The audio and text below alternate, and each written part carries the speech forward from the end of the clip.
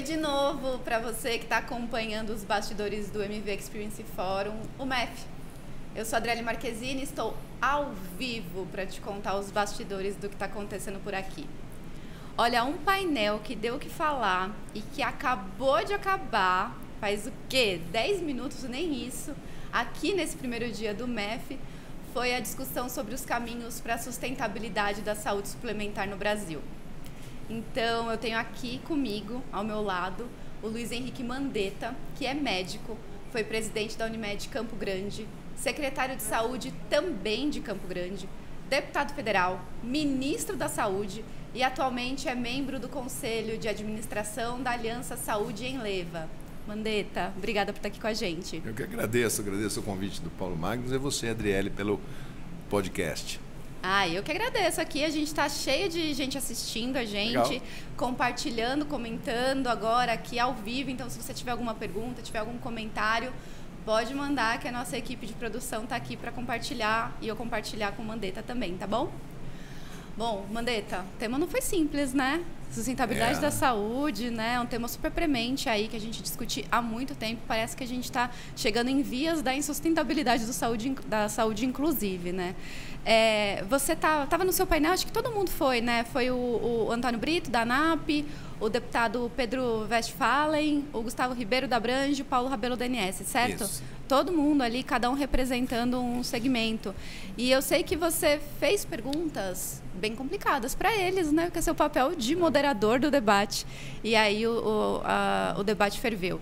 Então, se você me permite seguir seu exemplo, eu também quero fazer uma pergunta difícil para a gente começar, pode ser? Manda. Tem vontade? Existe vontade hoje de mudar as engrenagens do setor de saúde, saindo dessa visão da doença, indo para a visão da saúde? Vontade da sociedade, vontade política, dos vontade agentes, de dos todos. agentes, principalmente. Se você colocar o consumidor também nessa... que isso é sociedade. A gente tem que entender que desde que o ser humano começou a entender que havia necessidade de viver em clãs, não viver mais sozinho, o cuidado começou. Ali começou um ser humano cuidando de outro ser humano. Até a hora que alguns começaram a ter a propriedade dos remédios, dos chás, tiveram as bruxas, tivemos os charlatães, tivemos de tudo na história da humanidade. Se você olhar no Egito, você tem lá faraós com sequela de pólio e o cirurgião do Egito. O Império Romano escravizando os gregos para servirem, para cuidar as feridas dos filhos de Roma. Essa relação é uma relação marcada pela preservação da vida, instinto de preservação da vida. E isso, quando você coloca no mercado e fala, isso vai ter um valor, você coloca o ingrediente capitalismo, sim, lucro, saúde, lógica, doença. E você tem hoje um ser humano que compra um plano de saúde e fala, esse cartão aqui, ó, vai me salvar em qualquer situação. Eu entro em qualquer hospital. O meu cartão é melhor que o seu. O meu dá 8 hospitais, o seu dá 4 hospitais. O meu dá todos os exames, o seu dá só 2. Essa disputa pela medicina assistencial pura, curativa, ela ficou sendo o pano de fundo do Ocidente, marcado pelo século XX e agora potencializado no século XXI por números alarmantes que vão engolir esse mesmo sistema.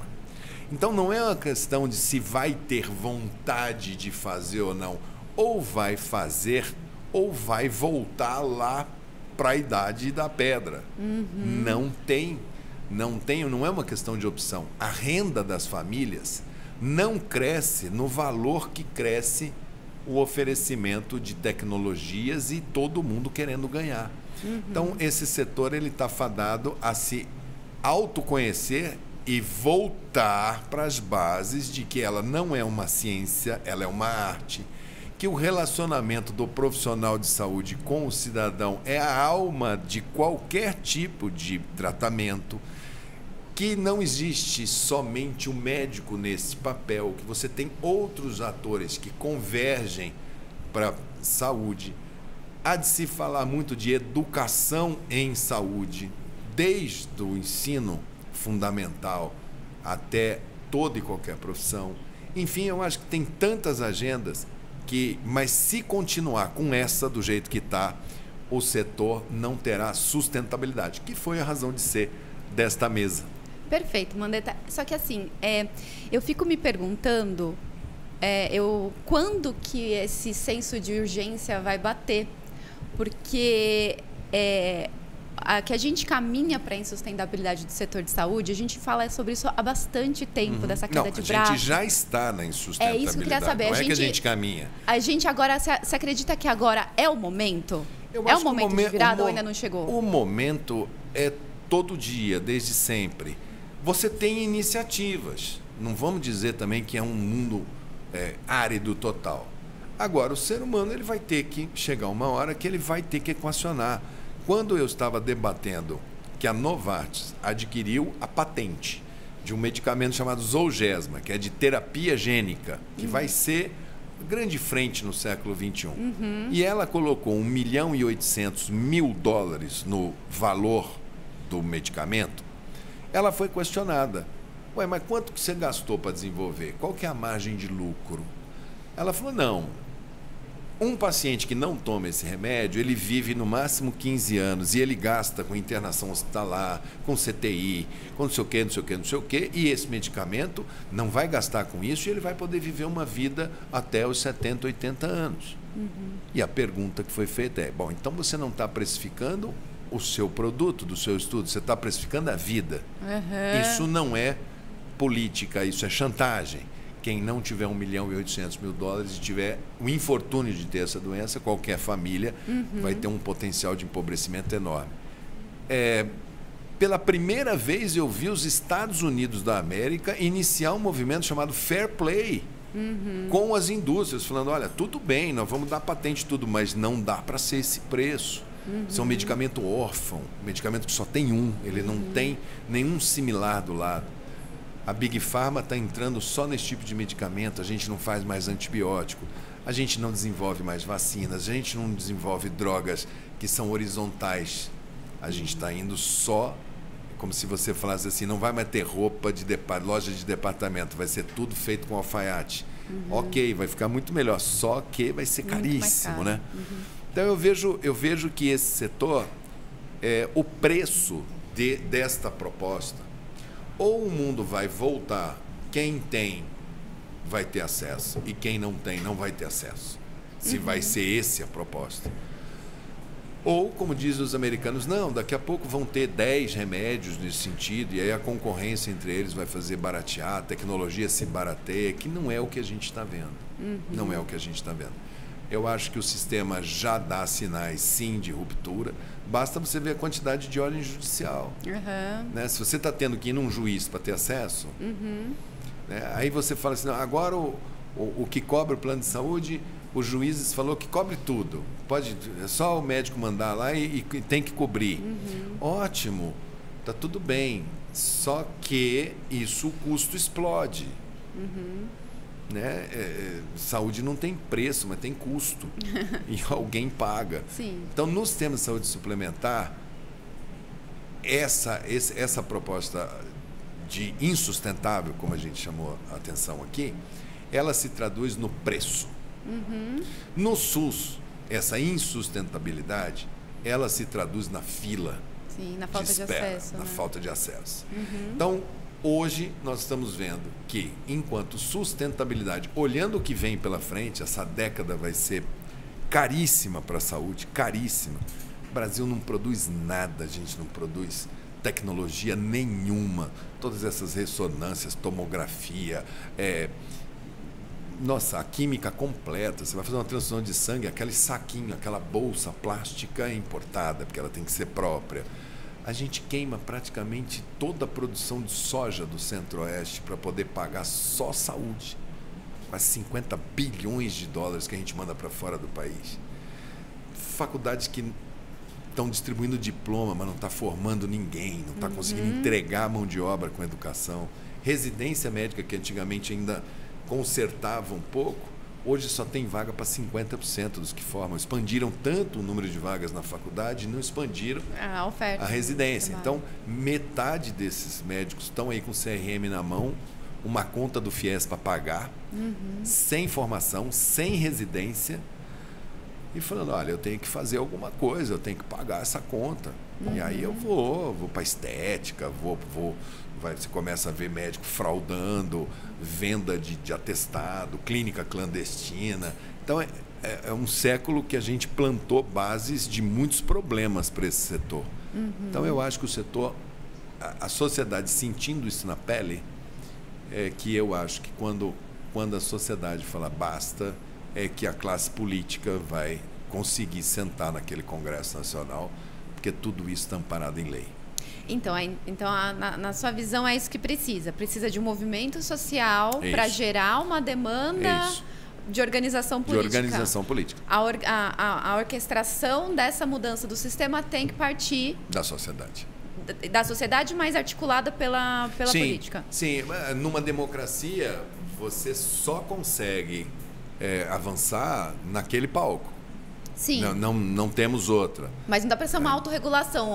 Todos os agentes do setor se unirem e falar, gente, vamos colocar ordem nessa casinha. Agora a gente consegue. Eu vejo que o Brasil tem alguns temas que ele tem muita dificuldade de enfrentar, sabe? Por causa de posições diametralmente opostas naquele parlamento.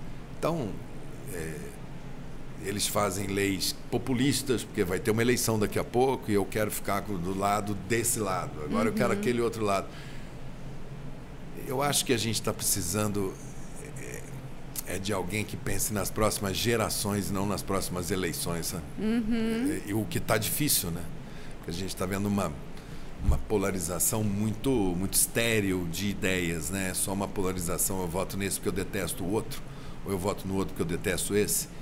E a gente não discute mais ideias. Eu acho que esse emburrecimento coletivo é a grande perda. Eu venho da política estudantil dos anos 80, de direta já, de discussões, de grandes debatedores, de qual é a sua proposta. Isso aí é outro filme, é outra música. É igual aqueles...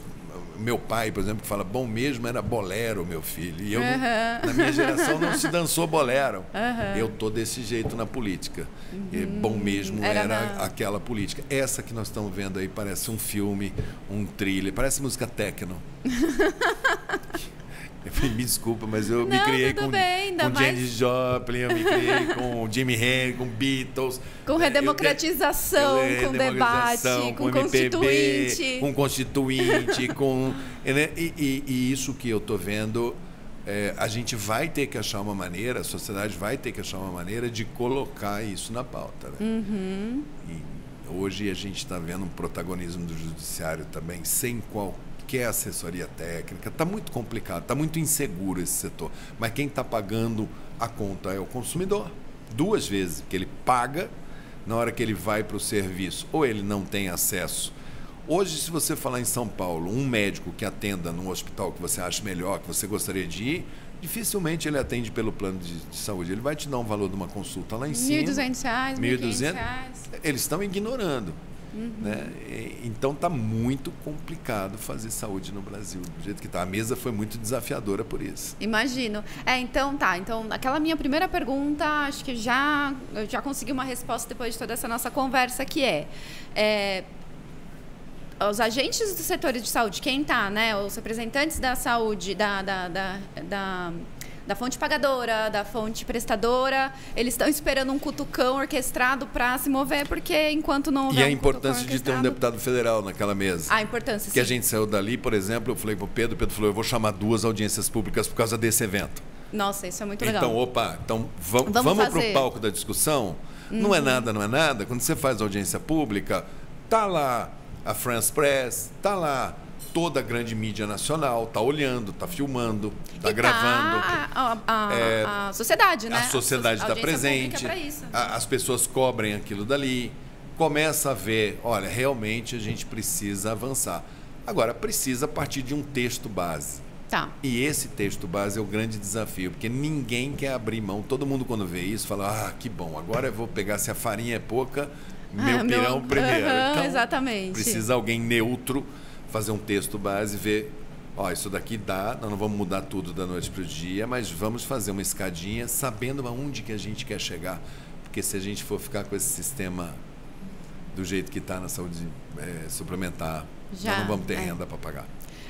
E depois esses 51 milhões de pessoas que dependem do sistema privado vão cair no sistema público. Sim. O sistema público já é combalido. Sim. Então a gente vai ter não tem pra onde correr. uma areia movediça da saúde, Exatamente. né? De forma você vê geral. que na pandemia, os Estados Unidos, ou você tem um plano de saúde, ou você paga. Não tem. Não tem. Eles tentaram fazer uma discussão lá, o Obamacare, voltaram para trás. Na pandemia, foi um dos países onde mais as pessoas morreram em casa. Quem que morreu? As pessoas que não tinham plano de saúde, imigrantes ilegais, que tinham medo de ir ser deportado. Então, o número de mortes em casa nos Estados Unidos ficou escancarado que o fator de empobrecimento principal das sociedades que não têm cobertura é o gasto em saúde. Deus me livre, para nenhuma família, mas imagine aí todo mundo que está vendo que tem família, nasce uma criança com atrofia medular espinhal. São 250 que nascem por ano no Brasil, por isso ela é uma doença rara. Por volta de 3 meses, 4 meses, a criança não sustenta o pescocinho, não faz os movimentos que ela devia fazer. Você leva no pediatra, o pediatra olha, examina realmente, faz um exame e fala para a família, olha, tem um diagnóstico muito difícil para vocês, atrofia medular espinhal. Você fala, tá, doutor, e aí, e agora? Bom, agora que se a gente não tomar esse remédio aqui, ó, a expectativa de vida do seu filho é de 15 anos, ele vai ter mais de 10 internações, vai morrer com pneumonias de repetição. Poxa, então eu quero esse remédio. O problema é que esse remédio custa $1.800.000. Você multiplica o dólar a 5, são 9 milhões de reais. Aonde que você vai arrumar? Aí você vai na justiça, né?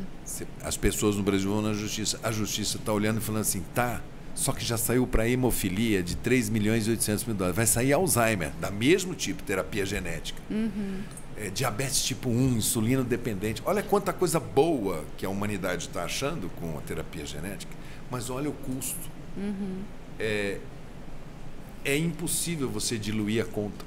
Não dá. Você sequestra o dinheiro de todos os pacientes que têm que tratar das outras doenças. Então a gente vai ter que ter essa discussão. Perfeito. Né? Perfeito.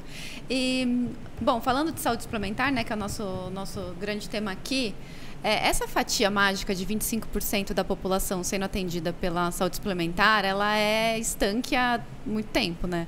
Então... E lembre-se que nisso daí está o plano odontológico puro. Tá bom. Tá? Então você tem... Além disso, você está contando todo o plano odontológico aí dentro. Então, Estou falando da saúde total no Brasil, 86%, porque São Paulo não, chega a 30%, que é do sistema suplementar. Mas da população brasileira inteira, Nordeste, Amazônia, Centro-Oeste, o índice é muito baixo de muito quem tem plano de isso. saúde. Se não me engano, o Pará é 4%, 5%. Aqueles Amapá, Roraima é 0,5%. Caramba, sim. Não tem plano de Nada saúde. como falar com o ex-ministro da Saúde, né, gente? Tem os dados na ponta da língua. Mas, de toda forma, é um grupo fechado de pessoas e as operadoras brigam por essa fatia ano a ano. Então, ora, uma ganha um pedaço da outra vai lá, ganha um pedaço da uma e fica nessa grande briga pelo mesmo tamanho. Seria a hora de tentar aumentar esse bolo via outros tipos de planos alternativos? Isso é uma boa discussão, que é o que eu falo que a gente precisa discutir. Quando em 98 foi feita essa lei, a lei fala o seguinte, olha, o contrato de todo mundo é igual e a cobertura quem vai dizer é a Agência Nacional de Saúde, vai ser o rol. Então, o que ela falar está coberto no contrato. Isso é mais ou menos como se você falasse assim, olha, todo mundo vai ter que andar de, sei lá, Vectra. Sei lá, se Vectra é carro velho. Todo mundo tem que andar de Vectra. Vectra é bolero. Vectra é bolero. Todo mundo tem que andar de Vectra. Aí você fala, pô, mas se eu tivesse um golzinho, eu chegava... Eu pegava minha mulher, eu também ia ali na praia, tomar um banho de praia. Mas um Vectra eu não posso pagar. Então, o Brasil abriu mão por conta de excessos de contratos ruins. Antes dessa lei, o cara botava assim no contrato, CTI 5 dias. Sexto dia, vaza. Como é que faz? Eu estou lá entubado. Ei, vou tirar seu tubo. Acorda, acabou. Então, esse tipo de cláusula é que tinha que falar, isso aqui é proibido. Uhum. Agora, eu tenho 60 anos. Eu, Luiz Henrique Mandetta. Terezinha, minha mulher, 59. Já tivemos 3 filhos, temos 2 netos. Não estamos pensando, ela já fez a cirurgia para não ter mais filho e tal. Não estou pensando em ter filho, não quero ter filho. Mas o meu plano com ela, eu sou obrigado a pagar a obstetrícia. Encarece. Nada contra, mas assim, eu poderia justificar e falar assim, olha, eu não gostaria de ter cobertura de homeopatia ou de psiquiatria, por exemplo, eu estou tão bem, se eu tiver, deixa que eu me organizo, né? Assim como um menino de 20 anos, isso foi proibido. E isso é um fator de encarecimento, porque quando você fala assim, é tudo e mais tudo que aparecer no mundo, o plano tem que cobrir, é impagável. Não existe esse produto no planeta Terra. Ninguém consegue pagar tudo. E a classe média brasileira não vai conseguir. Então é um canibalismo que a gente está vendo. Não acredito que a gente vai conseguir sair disso sem enfrentar uma revisão da lei. Por exemplo, você tem lá plano ambulatorial. Existe. Olha, você não tem hospital. E tem o plano hospitalar. Olha, você não tem o ambulatorial. Mas o que a lei fala? Olha, se você tiver um ambulatorial, mas se você tiver uma urgência, o plano tem que cobrir. O cara faz o ambulatorial hoje, ele quebrou o dedo da mão ontem, fala, vou fazer um ambulatorial. Amanhã ele fala, puta, acabei de bater o dedo. Faz a cirurgia, no outro dia ele sai do plano. Não dá tempo nem de cair o cheque da primeira prestação. Então, a lei precisa... Às vezes, quando você quer proteger demais, você desprotege. Isso é assim com criação de filho, com tudo. As pessoas têm que ser muito alertadas. Olha, você está comprando isso daqui, você tem 20 anos, tá, você não quer cirurgia cardíaca. Vim carimbado ali, não quer. O dia que você tiver 30, 40... Olha, a partir de agora você está no risco, alto risco de cirurgia cardíaca. Agora você vai ter que ter cobertura. Quando que é estatisticamente? Entre os 40 e os 70 anos de idade você tem que ter cobertura cardíaca. É lei. Mas... aos 18 anos, aos 20 anos, eu faço um exame, eu não tenho nada no coração, eu jogo bola, eu pinto e boto, eu tenho que estar pagando por cirurgia cardíaca, quando o meu maior problema agora é trauma, é esporte, é fratura, são outras agendas, para ver se mais gente entra nesse sistema para descongestionar o SUS. Mas quando você põe isso na mesa, os consumidores vêm e falam, não, eu quero tudo, do jeito que está. Mas e o preço? Não, o preço eu não quero pagar. Está muito caro. O outro fala, olha, eu tenho que dar tudo. E o preço? O preço eu tenho que aumentar. Então tá um debate esquizofrênico. Ninguém quer ceder. Ninguém quer ceder. Certo. Tá, mas a gente tá quase acabando o nosso tempo aqui. Eu queria saber da nossa produção, se a gente tem comentários. Tá vindo aí?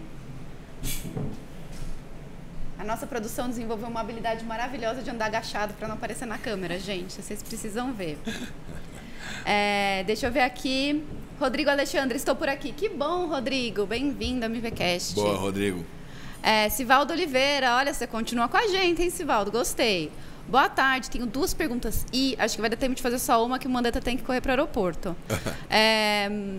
Eu vou ver aqui, tá, Mandetta, para fazer uma só. Funde as duas. As duas são boas, poxa, Sivaldo. Funde as duas numa só. Não dá, são 2 temas. Vamos lá, você quer envelhecimento ou desigualdade social? As duas têm a ver, pode fazer. Tá.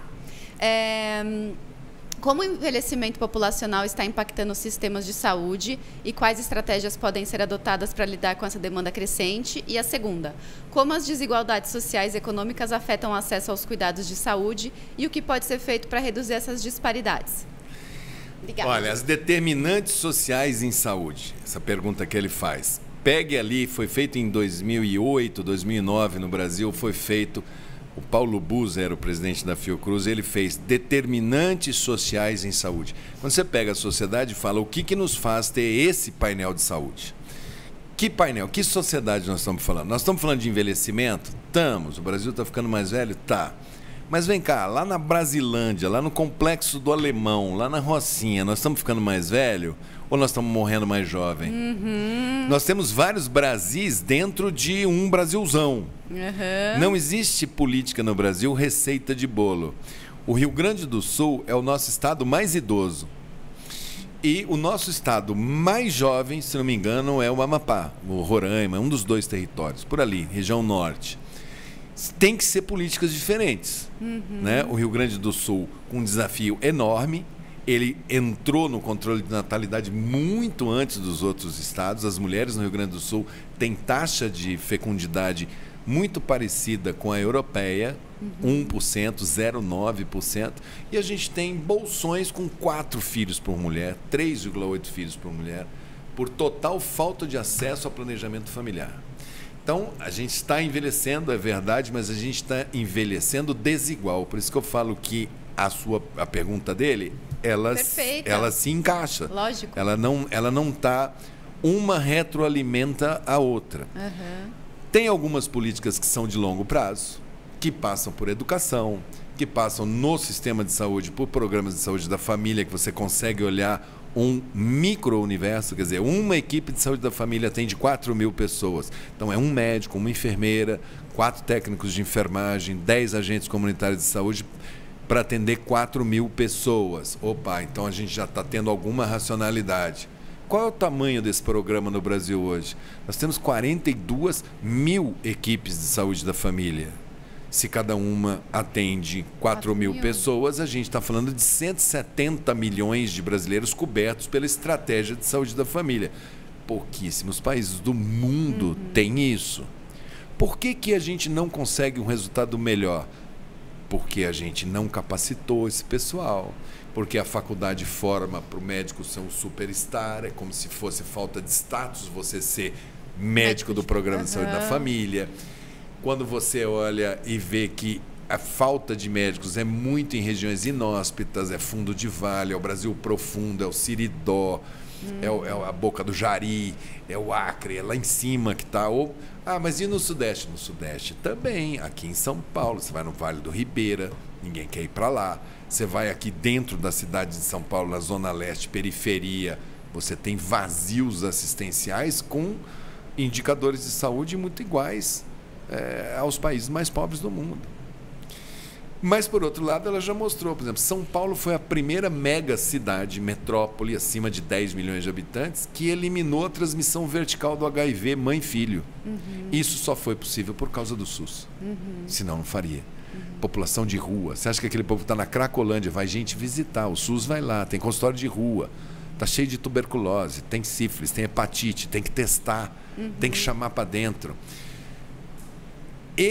Gerar políticas de envelhecimento dentro de um país desigual como é o Brasil, a gente não tem nem referência, porque quem gerou política, por exemplo, Japão, o Japão não é desigual. E é uma ilha desse tamanho. Uma ilha. Né? Portugal, um paizinho pequeno. Quem que é continental? Quem que é essa loucura que é o Brasil? Só nós do mundo. Não tem ninguém no mundo desse tamanho querendo um sistema universal e que tenha que dar essas respostas.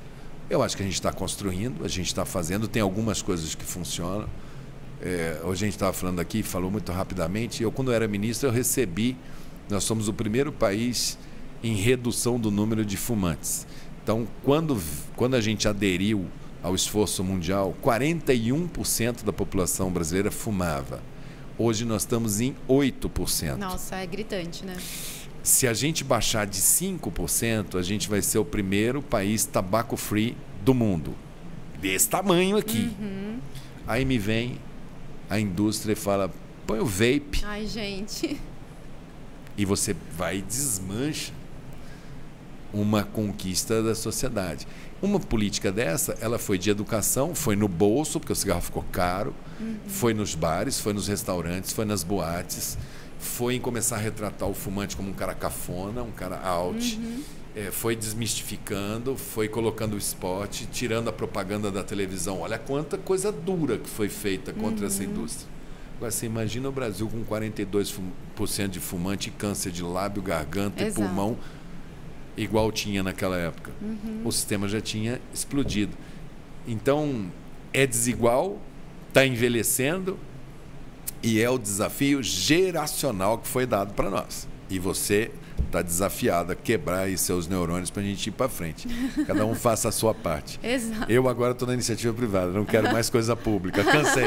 Aquela pandemia me sugou. Chega, né, Mandetta? Tá bom. Mandetta, só para a gente acabar então, que agora a gente está chegando no final, mensagem final do que ficou do painel, do que você viu aqui no MEF, do que você tem aí de previsão para a saúde privada, claro.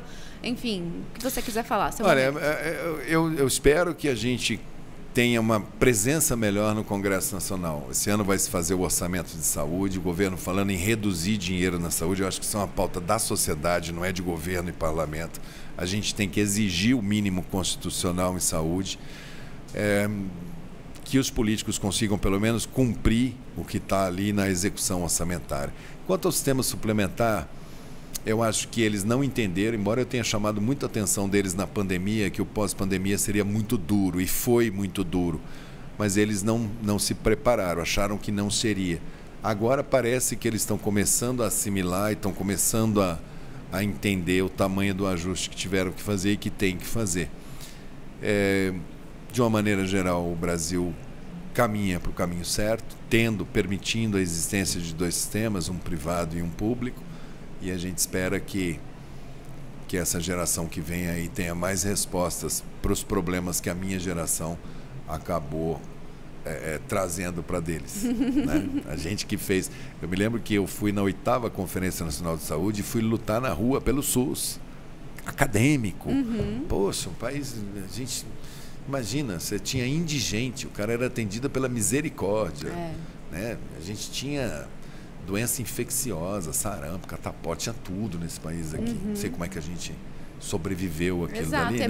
Uma história muito recente. Muito recente, muito recente. Eu acho que a gente construiu um pedaço dessa história, mas ela precisa de muitos outros atores com olhares, um caleidoscópico, diferentes do meu, do seu, ou enfim, que a gente consiga fazer a nossa jabuticaba. O SUS e a saúde no Brasil é uma jabuticaba, só tem no Brasil, é gostosa e não adianta plantar no lugar que só dá aqui. Obrigada, Mandetta, foi agradeço, ótimo. Adriane. Valeu. Obrigada a você por acompanhar a gente em mais uma entrevista do MVCast especial Bastidores do MEF. Continua aí que daqui a pouco eu volto. Até mais. Valeu.